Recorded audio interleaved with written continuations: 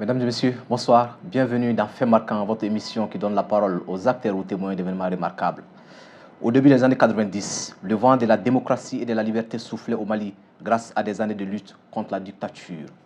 30 ans après, le bilan n'est pas assez élogieux. La preuve, nous sommes sous une transition, fruit d'un coup d'État. Le Mali comptabilise 3 coups d'État en 30 ans. Qu'est-ce qui n'a pas marché? Pour le savoir, nous avons invité Dr Abdoulaye Sall. Il est le président du Cercle de réflexion et d'information CRI 2002. Il fut ministre chargé des relations avec les institutions dans le gouvernement de Mariam Kaïdema Sidibé. Dr Sall, bonsoir. Bonsoir. Merci d'avoir accepté notre invitation. C'est à moi de vous remercier. Ok. Et docteur, et si on faisait déjà la genèse de l'avènement de la démocratie au Mali, d'où sommes-nous venus? Bon, je remercie d'abord la télévision, Yoliba TV, pour cette invitation, et vous-même. Merci. Tous les efforts que vous avez fournis pour que je vienne partager un peu ma petite expérience par rapport à la démocratie. Tout à fait. Bon, vous savez, la démocratie, en réalité, c'est un idéal. Les gens pensent que on se dit on est démocrate ou on parle de démocratie, que tout de suite, personne n'a jamais attrapé la démocratie. C'est un idéal. Et en tant qu'idéal, vous pouvez comprendre que la démocratie, comme on le dit, si nous prenons la définition célèbre de Abraham Lincoln, on vous dira toujours que la démocratie, c'est le pouvoir ou le gouvernement du peuple, par le peuple et pour le peuple. Nous avons connu la colonisation. Qui nous a colonisés? C'est la France. Mais écoutez, c'est suite à la Révolution française de 1789 qu'en réalité, on a parlé de démocratie. On a parlé de la problématique d'évincer l'Église de l'État pour que l'État soit un État démocratique. Pour autant, nous avons été colonisés. Ça veut dire que la démocratie, en réalité, ne veut pas dire que, bon, on est démocrate, on respecte les droits humains, les droits de l'homme. Le respect des droits humains et des droits de l'homme ne sont arrivés qu'après la Deuxième Guerre mondiale. Quand on a échoué avec la Société des Nations en 1919, et donc il y a eu la Deuxième Guerre mondiale,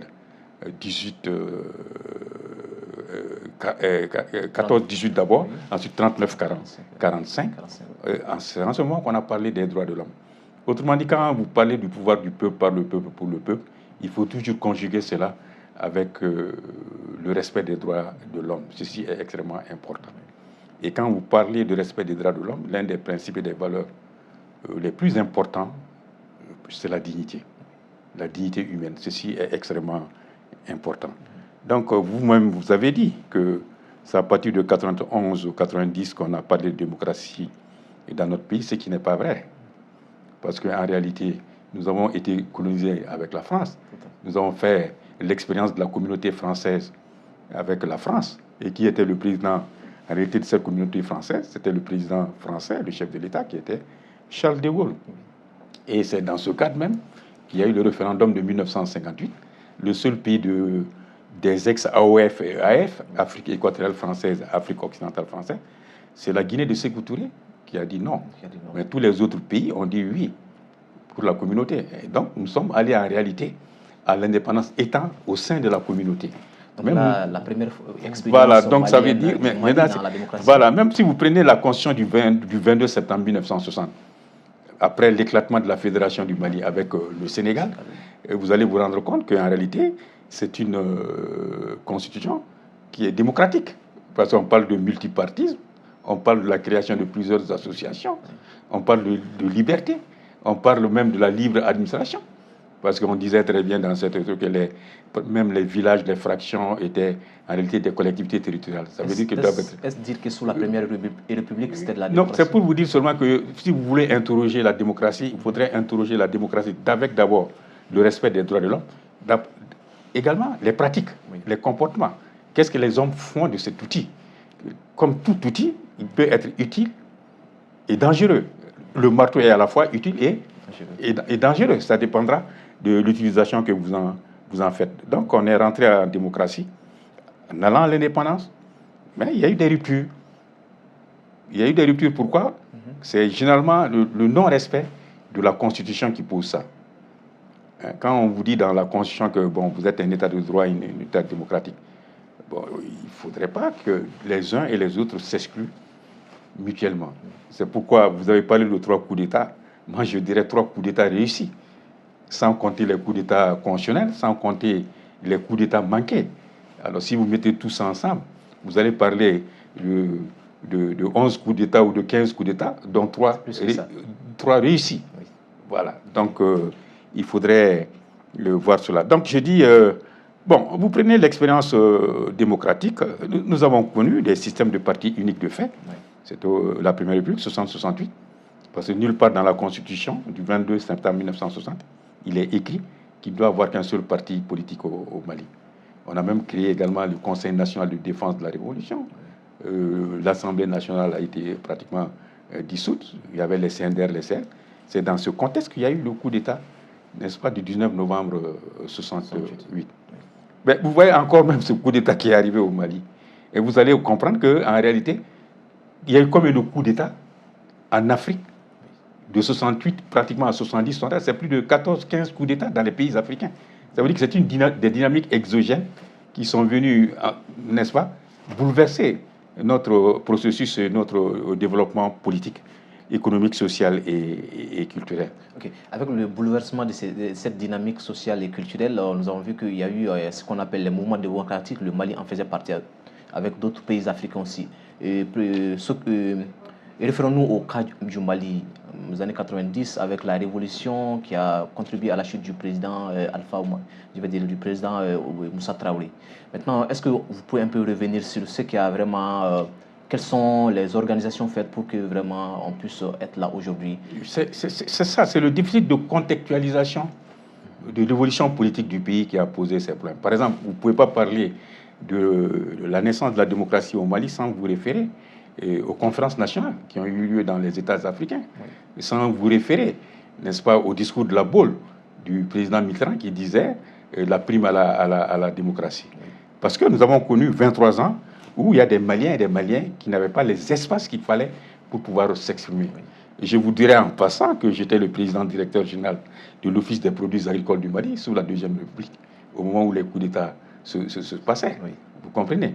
Donc c'est un vent qui est venu de l'Occident. Nous avons saisi ce vent également dans notre pays.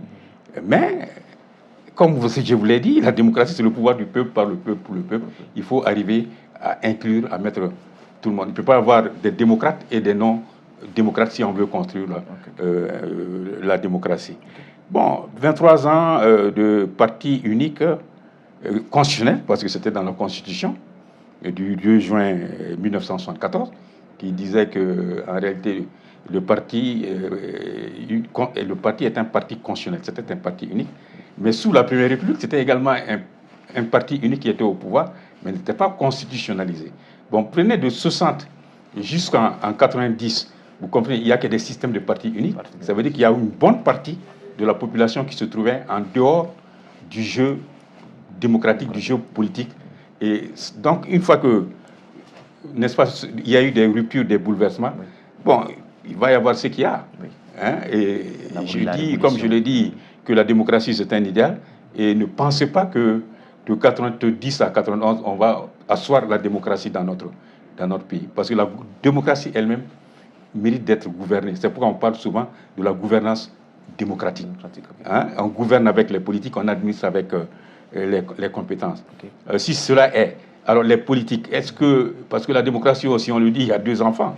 Le premier des enfants, c'est les partis politiques, et le deuxième enfant de la démocratie, c'est les élections. Alors partout où il n'y a pas 2 partis politiques ou plusieurs partis politiques, on ne peut pas parler de démocratie. Et partout où on ne tient pas des élections de façon régulière, par exemple tous les 5 ans ou tous les 7 ans, il n'y a pas de démocratie. Et ces élections doivent être régulières, justes, transparentes, apaisées et crédibles. Vous voyez ces exigences de la démocratie. Autrement dit, si vous voulez aujourd'hui évaluer la démocratie malienne, vous allez l'évaluer d'abord dans les valeurs universelles de la démocratie, comme la définition que je viens de vous donner, mais vous allez également l'évaluer dans ses valeurs spécifiques. Parce que la démocratie est certes universelle, mais elle est aussi culturelle. Justement, Voilà, elle est aussi culturelle. Pourquoi? Oui. Vous allez voir que la démocratie française n'est pas identique à la démocratie italienne, qui n'est pas identique à la démocratie allemande, oui. Qui n'est pas identique à la démocratie japonaise, etc. etc.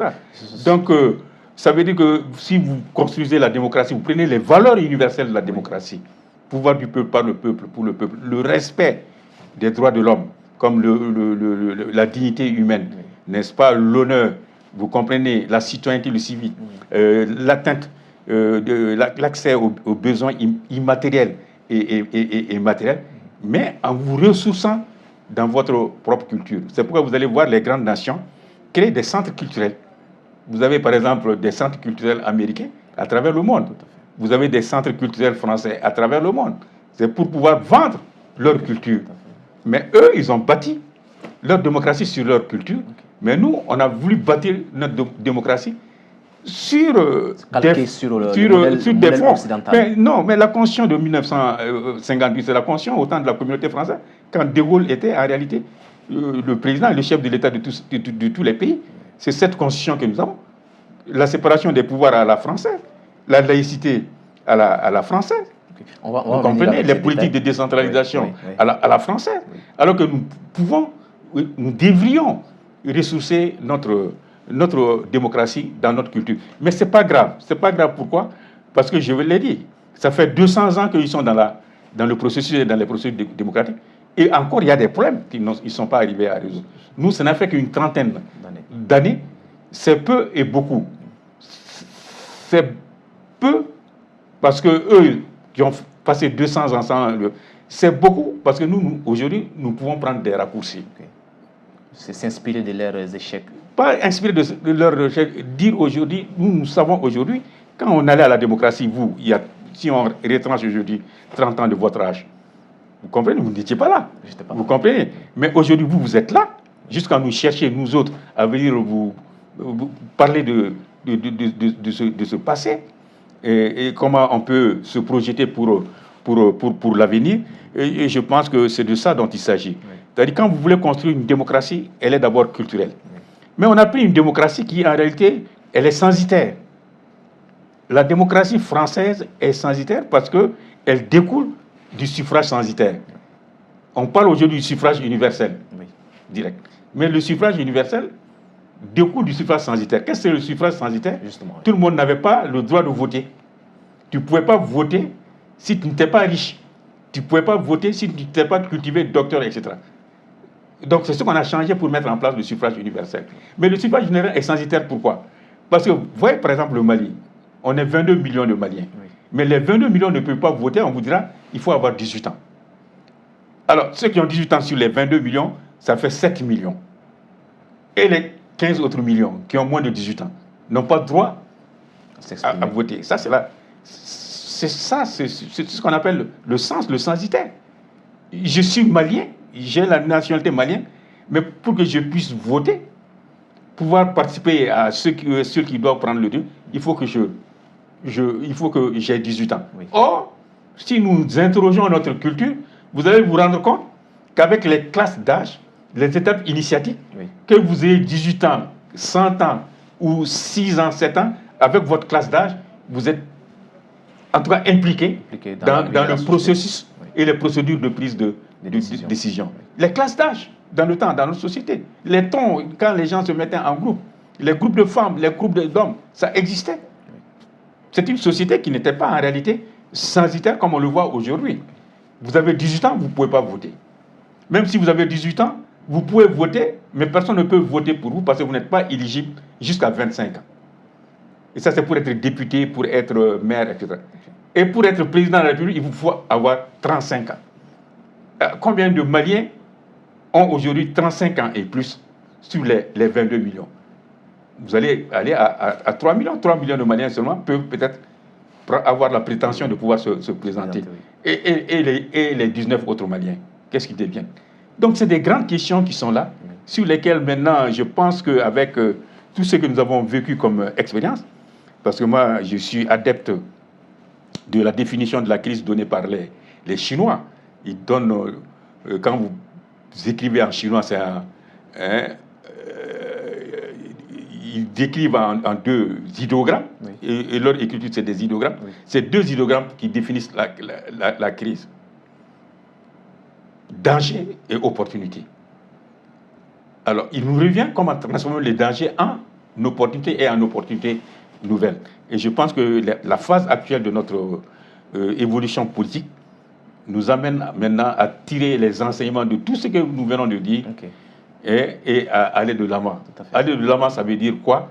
Une fois que vous avez la nationalité malienne, vous êtes malien, nous devons nous prendre, nous comprendre et ne pas chercher à s'exclure ou à s'auto-s'exclure.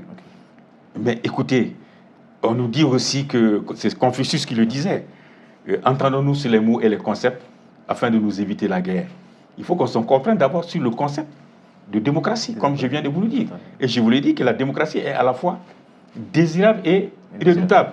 Les 30 années, on a passé dans le désir de la démocratie. C'était désirable.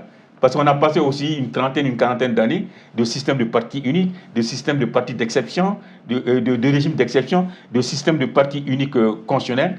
Maintenant, paf, il y a eu l'émergence de la démocratie et vous avez aujourd'hui près de 300 partis politiques au Mali. Tous ces aspects, on va y revenir. Mais maintenant, nous étions bien partis après les événements de 91.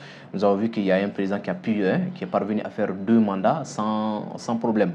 Mais maintenant, comment est-ce que les choses se sont dégringolées après lui? Il faut être clair et net. Il ne faut pas seulement travailler sur la dimension politique de la démocratie. Quand vous optez pour la démocratie, vous optez pour le travail. Or, dans nos pays, on nous a fait croire qu'on rentre dans la démocratie, prime à la démocratie. Donc, en comptant sur les ressources des autres. Or, nous devons mettre la démocratie, doit nous amener à mettre les Maliens et les Maliens au travail. Mais c'est ce qui a manqué. C'est ce qui a manqué. On pense que la démocratie seulement c'est une question politique. Non. Elle est d'abord une question de travail. Et quand on travaille, on produit. Et quand on produit, c'est les politiques qui doivent maintenant veiller à ce que les productions, les richesses du pays soient équitablement reparties. Investir. Est-ce qu'à ce niveau, les politiques n'ont pas failli, peut-être en ne parvenant pas à bien expliquer et à la population ce qui devrait être fait? Non, je ne peux pas dire nous sommes tous politiques.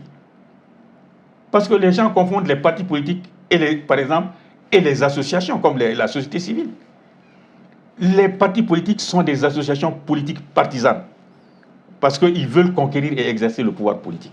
Et ça, c'est dans la Constitution. Ils doivent contribuer à l'expression du suffrage. C'est eux qui doivent conquérir et exercer le pouvoir. Nous, en tant qu'acteurs de la société civile, nous, en tant que citoyens, nous sommes également politiques parce que nous devons contribuer au développement économique, social et culturel de notre pays. C'est pourquoi vous allez voir qu'au niveau des communes, on élabore des PDSEC, qu'on appelle PDSEC, c'est des plans de développement économique, social et culturel. Parce que les terres se trouvent où? Les eaux se trouvent où? Les forêts se trouvent où? Les mines se trouvent où? Les bras valides se trouvent où? Mais dans les villages, dans les fractions, dans les quartiers. Ça veut dire qu'il faut les mettre au travail. Et ça, c'est le rôle des hommes et des femmes qui veulent accéder au pouvoir. Mais pour accéder au pouvoir, mais tu ne vas pas me dire que quelqu'un a été président du Mali sans présenter un programme, un projet de société pour lequel les gens, les uns et les autres, ont voté pour lui. Et mais ensuite, maintenant, une fois qu'on vote pour lui, c'est ce qui est extrêmement important. On te dit, par le peuple, pour le peuple, le contrôle citoyen, la redevabilité, ils doivent rendre compte. Les citoyens aussi doivent s'organiser pour qu'ils rendent compte. Le contrôle citoyen. On vous dit par le peuple, c'est à travers des élections. Est-ce que nous arrivons à organiser des élections qui soient des élections régulières, justes, transparentes, crédibles? Et le premier attribut des élections, c'est leur régularité. Bon, une fois que vous vous rendez compte que vous n'arrivez pas à tenir régulièrement une élection, arrêtez-vous et réglez ce problème. Ne dites pas on va prolonger, mais de la régularité, vous allez tomber sur l'injustice sociale, parce que vous avez un mandat, vous n'avez pas un pouvoir, vous avez des prérogatives, parce que vous avez un mandat, c'est 5 ans, le pouvoir appartient au peuple, mais vous, parce que vous êtes au pouvoir, vous prolongez. Vous rentrez dans l'injustice sociale. Et quand vous rentrez dans l'injustice sociale, vous rentrez dans les conflits. Et quand vous rentrez dans les conflits, mais ça va se solder par l'irruption de l'armée, parce que l'armée, c'est la seule force organisée Vont-ils laisser les Maliens et les Maliennes s'entretuer alors qu'eux, ils sont là pour défendre, n'est-ce pas, le Mali? Maintenant, restons toujours avec les partis politiques. Nous voyons qu'il y a une pléthore de partis politiques au Mali. Si on fait un peu le parallèle, la France, qui a vraiment une démocratie plus vieille que la nôtre, ne dépasse pas une dizaine de partis politiques, alors que chez nous, nous sommes à plus de 200 partis politiques. Est-ce qu'il n'y a pas un problème à ce niveau? Oui, mais je vous dis, il faut laisser la France tranquille. On ne va jamais résoudre nos problèmes quand on va se référer à la France, aux États-Unis, au Japon. Restons nous-mêmes. Cette pléthore de partis n'est pas propre aujourd'hui au Mali. Mais est-ce que les 15 États de la CEDEAO ont plus de 900 partis politiques. Mais apaisantissons sur le Non, cas malien. non, écoute-moi. Plus de 900 partis politiques. Plus de 900 partis politiques. Et vous allez prendre chacun de ces États, le mode d'inscription sur les listes électorales, les modes ne sont pas identiques. Chez nous, l'inscription est automatique. Une fois que vous avez 18 ans, automatiquement, vous devez être inscrit sur la liste électorale. Dans la quasi-totalité des autres pays, l'inscription est volontaire. C'est quand tu veux voter que tu dois, vous comprenez, vous inscrire. Par exemple, si la Côte d'Ivoire veut demain ou dans 2 mois faire des élections, mais il peut organiser les élections. Il suffit de dire seulement, on va faire les élections dans 2 mois ou dans 3 mois. Ceux qui veulent voter vont aller s'inscrire. Mais si nous voulons faire des élections, mais logiquement, tous ceux qui ont 18 ans doivent être sur la liste. On ne peut pas faire les élections tant qu'on ne règle pas d'abord ce problème préjugé. Ceux qui ont 18 ans pendant 3 ans et ça fait 18 ans on n'a pas fait les révisions électorales vont se dire non, nous avons le droit de voter. Donc, c'est des questions qu'il faut régler. C'est pourquoi je vous ai dit que là. Qu'est-ce que faudrait-il faire? Qu'est-ce qu'il faudrait faire? Il faudrait contextualiser le problème actuel. Dire qu'on ne peut pas régler le problème de la démocratie aujourd'hui au Mali en ignorant les 14 autres États de la CEDEAO. Parce qu'on est dans un espace économique. C'est important. Ça veut dire qu'on a quitté le statut d'union douanière vers aller pour un espace économique. C'est pourquoi vous et moi, nous avons des passeports de la CEDEAO. Nos frères ghanéens ont les passeports de la CEDEAO. Nos frères du Bénin ont les passeports de la CEDEAO, les Sénégalais. Donc on est des citoyens en réalité de la CEDEAO. Donc il faut une solution commune. Mais justement, c'est ça. Mais voyez comment on a passé 6 mois, par exemple, on a passé 6 mois avec des sanctions infligées au Mali. En réalité, ces sanctions ont été infligées à l'espace, à la CEDEAO. Parce qu'on n'est pas en union douanière. Si on était en union douanière, ça allait frapper le Mali seul. Mais si on est espace économique, vous comprenez, ça veut dire que nous formons un tout. Mais sauf que là, c'est beaucoup plus économique et commercial, mais pas assez politique. Mais qui ont décidé des sanctions? Mais bien sûr, ce sont des politiques, mais... Non, qui ont décidé? Dis-moi, qui ont décidé? Mais les sanctions, ce sont bien sûr des chefs d'État. Les présidents de la République, les chefs d'État. Bien sûr, qui sont des politiques. Ils sont pouvoir exécutif. Bien sûr, bien sûr. Donc s'ils sont pouvoir exécutif, oui. Vous comprenez? Le pouvoir législatif est là, il y a le Parlement de la CEDEAO, le Parlement de l'UEMOA, qui doivent contrôler l'action du pouvoir exécutif de la CEDEAO. Est-ce que ça a joué? Ça n'a pas joué. Parce que c'est pourquoi il ne faut pas qu'on se trompe de cadre d'analyse. Rien ne va aller aujourd'hui, en tant que dans l'espace CEDEAO, qui donne des directives pour faire ceci, pour faire cela. Si nous réfléchissons sur la CEDEAO pour résoudre ces problèmes internes. Non, mais je prends l'exemple sur le cas politique. Parce que nous sommes dans un cadre politique. Est-ce qu'en réalité, la CEDEAO peut nous aider à résoudre nos problèmes politiques? Non, mais quand tu dis la CEDEAO aujourd'hui, tu dis le Mali. Parce que c'est ça. C'est comme si vous avez mal au bras. Oui. Vous pensez que la souffrance s'arrête seulement au niveau du bras. Mais non, ça peut monter au niveau du cerveau et notre corps. Tu ne peux pas, par exemple, conduire tout ça. Oui. Nous fermons, j'ai dit, on est espace économique. On n'est pas union douanière et nous aspirons à être union économique. Alors si vous êtes espace économique, c'est-à-dire vous êtes un tout. Autrement dit, c'est 14 en 1, 1 à 14. C'est-à-dire chaque État de la CEDEAO constitue la CEDEAO. Et la CEDEAO constitue les 15 États. C'est pourquoi il ne faudrait pas qu'on se trompe de cadre d'analyse. On ne peut plus analyser la démocratie. On ne peut plus analyser le développement économique, social et culturel au Mali, au Sénégal, en individualisant les problèmes. Et je pense que nos chefs d'État sont en train de comprendre. Ces sanctions lourdes tombées sur le Mali, mais ils pouvaient appliquer des sanctions sur les 2 autres pays. Mais pourquoi ils se sont abstenus pour le moment? Ils se sont rendus compte qu'il faut qu'on fasse attention. On est le même corps. Donc, vous ne pouvez pas régler le problème démocratique au Mali en oubliant les autres, les 14 autres, vice-versa. Je vais dire seulement que dans la construction actuelle, nous ne devons pas avoir la même constitution que la Côte d'Ivoire. La Côte d'Ivoire n'a pas la même constitution avec le Burkina. Le Burkina n'a pas la même constitution que le Gabon parce qu'on est de cultures différentes. Si chacun de nous avait bâti sa constitution sur sa culture, parce que la culture c'est quoi? C'est l'enracinement en soi et l'ouverture aux autres. Vous voyez bien, on est sous embargo. Le gouvernement du Mali, les autorités de la transition prennent la décision d'exporter des moutons dans les autres pays de la CEDEAO, bien qu'on soit sanctionné. Parce qu'ils ont puisé dans notre culture. C'est-à-dire que vous ne pouvez pas construire de démocratie solide si vous ne vous ressourcez pas dans votre culture. Et la culture du Mali, c'est quoi? C'est d'abord la dignité. C'est l'honneur du nom de famille. C'est le patriotisme. Okay. C'est le patriotisme. Voilà, regardez les 6 mois, on a tenu. 6 mois, on a tenu. Vous allez demander à nous, Maliens, de prendre le tchèque roulé avec la sauce tchèque roulé, on peut le faire. Mais va imposer ça à un Sénégalais ou à un Ivoirien, de ne plus manger les poulets brisés, tout ça, ou le tchèque bouillère, mais de prendre du tchèque roulé. Ils vont dire non. Parce que nous sommes également un pays sobre. Mais est-ce que nous, qui sommes les élites, ceux qui ont dirigé et qui comptent diriger, ont conscience de cela? Que nous sommes en phase avec notre culture, c'est-à-dire en nous enracinant en nous-mêmes et en s'ouvrant au monde.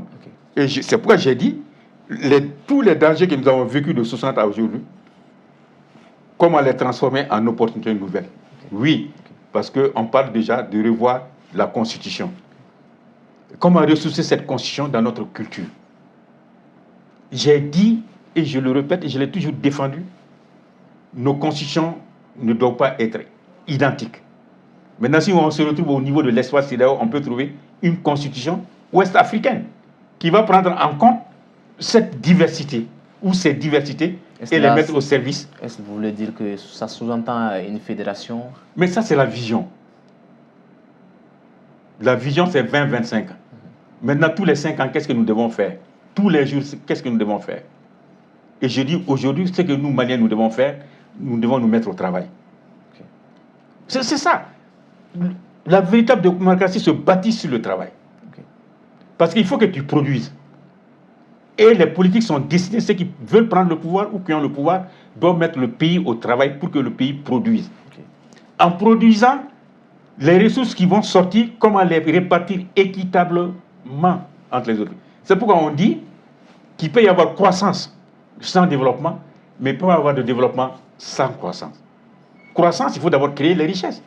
Ensuite, les répartir, les investir dans la satisfaction des besoins essentiels des populations. L'éducation, la santé, l'habitat, la sécurité alimentaire. Mais s'il y a de l'argent, on crée des richesses, et que toutes ces richesses se trouvent entre les mains d'une minorité, mais vous n'allez jamais avoir l'apaisement. Tout à fait. Hein? Oui. Hein? Toi, tu ne peux pas prendre 1 milliard alors que 7 Maliens sur 10 n'ont pas 500 francs CFA par jour. Ça ne marche pas. Mais ça ne va pas marcher. Ça ne va pas marcher. Maintenant, vous disiez tantôt que la démocratie, c'est basé sur deux socles principaux, c'est-à-dire l'élection, les partis politiques. Maintenant, en ce qui concerne les partis politiques, on va rester toujours les partis politiques. Nous avons constaté que la majorité de nos partis politiques sont en quelque sorte des clubs de soutien.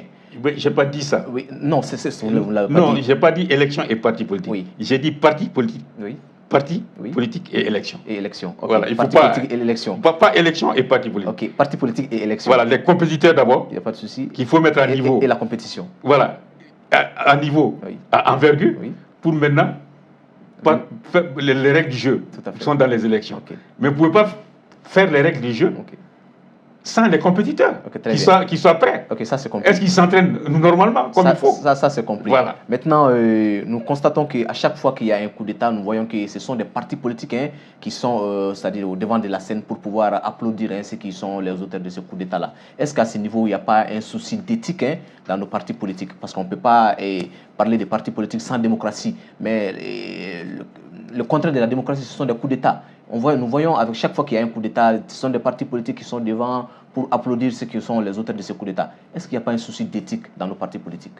Non, moi je veux dire, il faut rendre grâce aux partis politiques, aux chefs de partis politiques, dans un pays aussi pauvre, difficile que le nôtre, où personne ne veut que l'autre réussisse. Même dans nos familles aujourd'hui, les gens ne s'entendent pas. Je dis ça en Bambara. Si tu as fait Chika à Kanyashibolo, et être chef de parti dans un pays comme ça, ce n'est pas chose facile. Il y a la charte des partis politiques. C'est pourquoi j'ai dit que ce n'est pas une question de texte dans notre pays. J'ai eu le privilège d'être le rapporteur du forum qui a porté sur l'adoption de la charte. J'étais le rapporteur. Comme j'ai eu la chance d'avoir lu également le rôle des partis politiques et leur place en Allemagne, parce qu'en France, les partis politiques n'ont qu'une seule fonction, c'est la fonction électorale. C'est pourquoi quand vous voyez la France dire qu'il faut faire les élections, parce que chez eux, les partis n'ont que la fonction électorale. Alors qu'en Allemagne, ce n'est pas ça. La première fonction d'un parti politique en Allemagne, c'est la fonction éducative. Il faut éduquer les militants, les citoyens. Ensuite, la deuxième fonction, c'est la fonction électorale. Il faut participer aux élections. Un parti qui ne participe pas aux élections doit disparaître. Ensuite, la troisième fonction, c'est l'encadrement des élus. Il ne faut pas que les hommes politiques soient élus sous la bannière d'un parti et en cours de mandat puissent changer. Et la charte des partis actuels, c'est moi qui ai été rapporteur, ce sont ces trois dimensions qu'on a mis.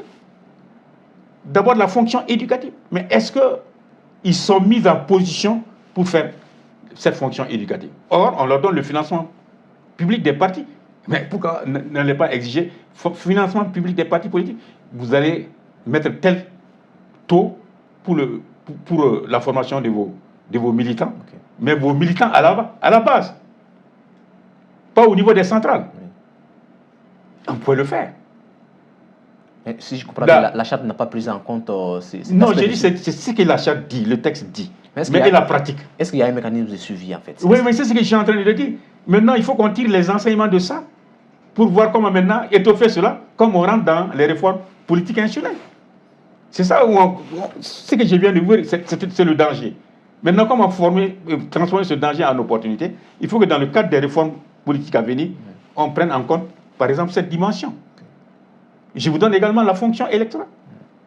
Mais comme vous voulez vous attaquer aux partis politiques alors que les élections ne sont pas régulières?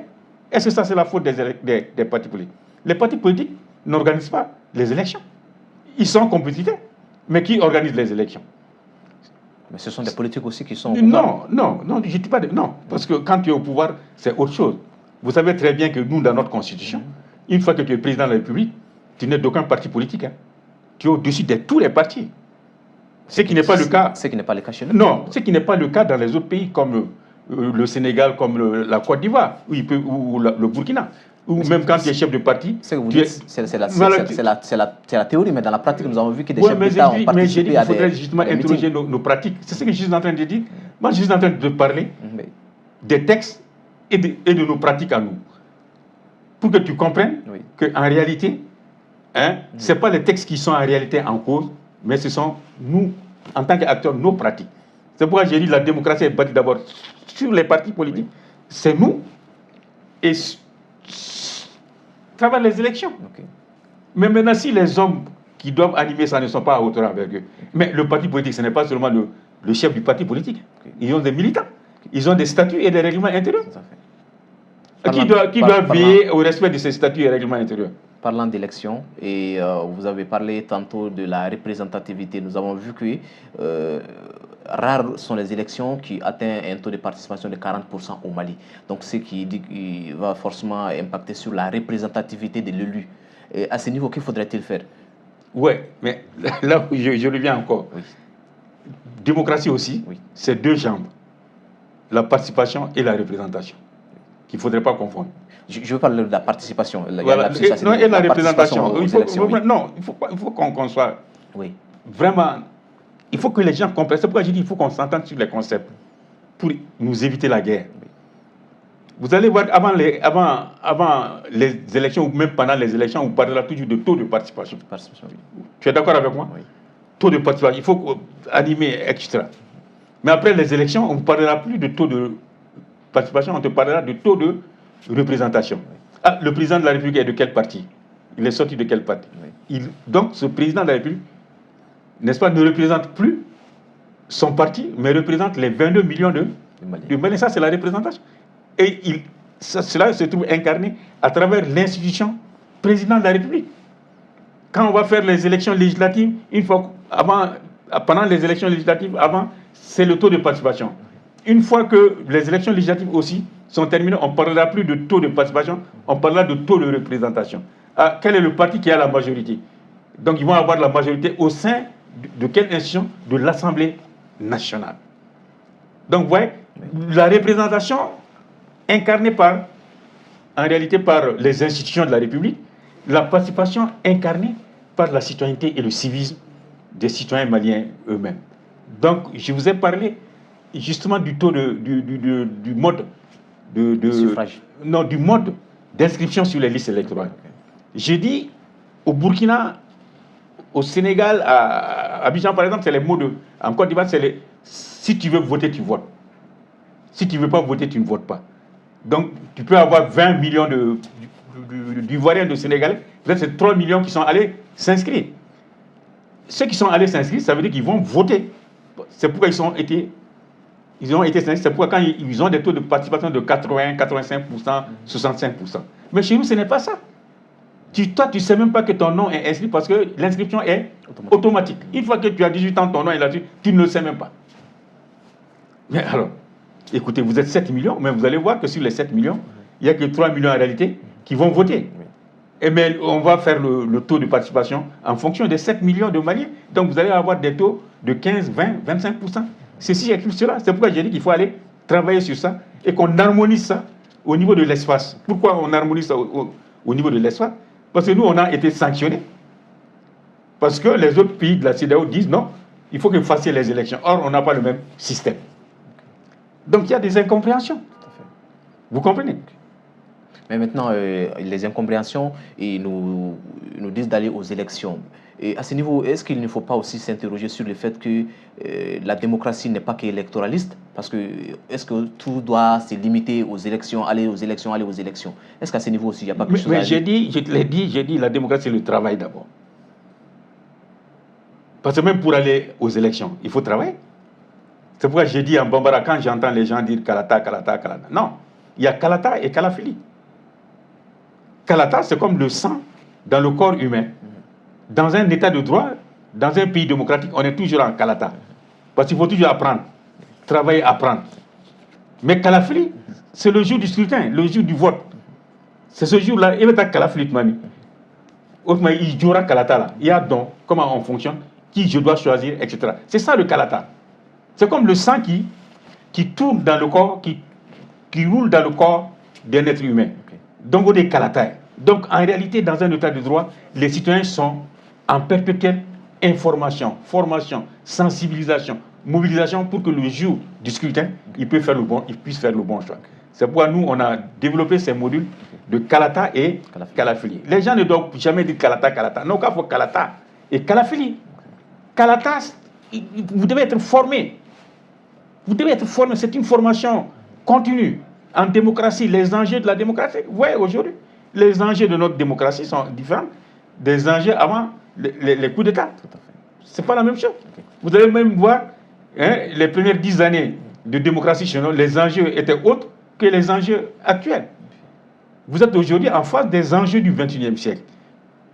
Comment nous pouvons rebâtir et reconstruire notre système démocratique pour qu'il soit un système démocratique du XXIe siècle.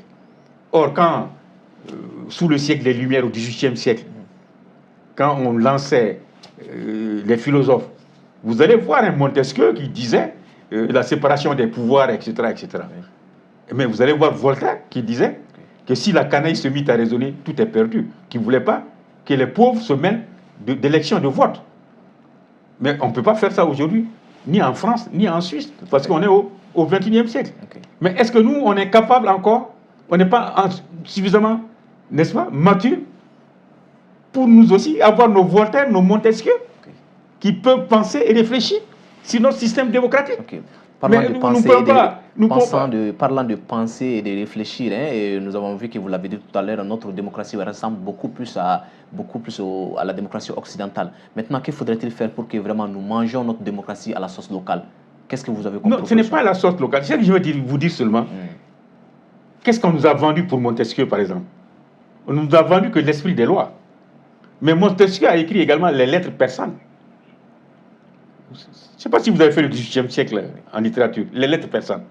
Les lettres persanes, il a pris un Iranien qui a quitté Ispahan pour venir à Paris et un Parisien pour aller à Ispahan pour voir la différence entre les deux cultures. C'était pour vendre l'idée que les deux cultures ne sont pas les mêmes. Et que s'il doit y avoir des systèmes politiques, ces systèmes politiques doivent être nourris ou alimentés à travers des cultures de chaque pays. Vous comprenez? Mais pourquoi on a beaucoup plus enseigné l'esprit des lois, la séparation des pouvoirs, que les lettres persanes? Parce que ça allait nous envoyer à notre culture. Notre culture n'est pas en réalité une source locale. Nous sommes héritiers de 3 grands empires. Nous sommes le seul pays au monde. Parlant de source locale, je parle de la démocratie, parce qu'en réalité, nous avons vu la démocratie. Je vais te dire seulement. Avec les Occidentaux, c'est eux qui nous l'ont amené. Moi, je dis laisse les Occidentaux. Oui. Avant que les Occidentaux, nous, au XIVe siècle, on était déjà partis. On nous a rattrapés, nous dépassés.